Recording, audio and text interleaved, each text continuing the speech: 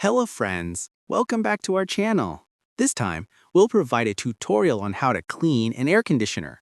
First, remove the filter, then the swing arm, the grill, and the casing. Then wash them thoroughly with soap. If you have a water jet, spray it first. Next, spray the evaporator inside the indoor unit using soap if it's very dirty, full of dust, mucus, and viruses. This will ensure even air circulation and cool the room.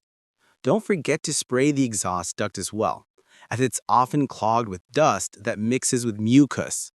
Once the indoor unit is clean, move on to cleaning the outdoor unit as well. Spray the condenser until it's thoroughly clean, free of dust and dirt like cobwebs and sometimes even bee nests.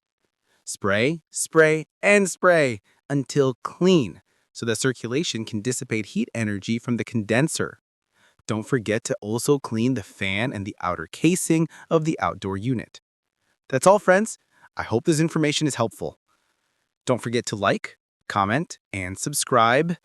Press the bell icon to receive notifications of our next interesting videos.